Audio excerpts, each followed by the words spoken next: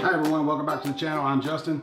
Today I'm going to be making 3 ingredient peanut butter cookies that are keto friendly and very simple to make. First thing you want to do is heat up your oven. So you want to preheat this baby to 350.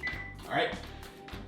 And the next thing you want to do is make sure you're subscribed to the channel and tap that little notification bell so you get notified when I put out new videos like this one.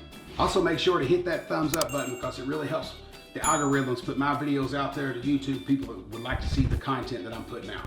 So with that said, I'm gonna go grab the ingredients for the 3 ingredient peanut butter cookies, and we're gonna get these whipped up really quick. As soon as that baby gets preheated, we'll be ready for it. Now that we have all our ingredients gathered up, the first thing we wanna do is put the egg in, and we wanna whisk the egg in before we put any peanut butter or sugar in there. We're going to be using erythritol today. So this is a sugar substitute. You can use it as 1 cup per 1 cup. So if you have 1 cup of sugar that you need to put in a recipe, you could put 1 cup of this in the recipe and substitute it. It's not going to be quite as sweet, but as far as the granules, you can see here, see if I can get them, see that? Hopefully you can see that on camera. It's going to give you the same consistency, and that's what we're looking for in the recipe, is the same consistency. I use equal parts and it turns out great. So we're going to whisk up the egg first.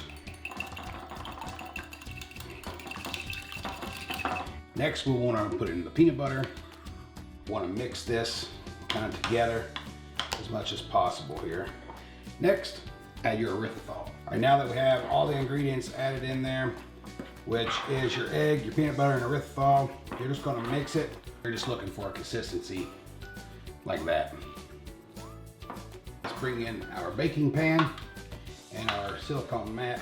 And if you guys are looking for these can be expensive.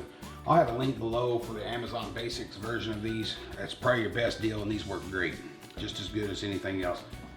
I'm going to use a little extra virgin olive oil to spray my hands with so I can roll these out. And also, again, if you want something like this, you can get this from Amazon.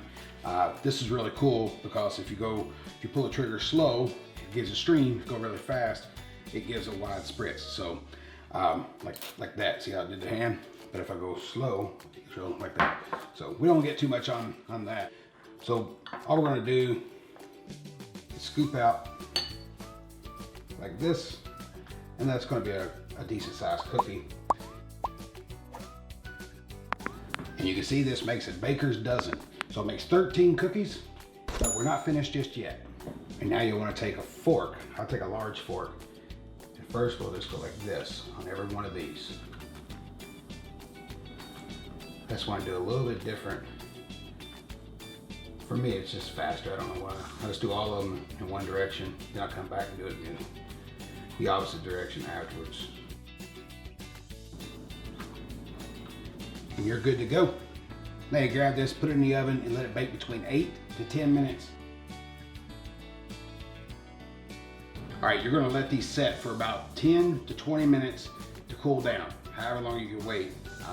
I would recommend going at least 20 to get them cooled down all the way. You can put these on a cookie rack, but you're gonna have to wait because they're still, if you take them out when I do, they're still gonna be a little bit soft.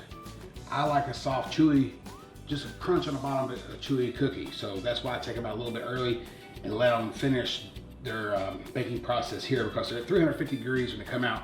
So we got a couple minutes while they're gonna harden up just a tad, but I don't want them to be super crunchy. If you like a really crunchy cookie, take them a little bit longer and get this top a little bit more brown. That really is just up to the person cooking it. Now that we've let them cool down, this is the moment y'all have been waiting for. Look at the bottom of that. So I'm just going to show you a couple of them. See how it's crispy around that, and it's still a soft cookie. So let's look at it as we crack it open. All right, and let me get a taste of this. And it's just wrong not to have milk with your cookies. So I'm sure everybody grew up with milk and cookies. Dip it a little bit.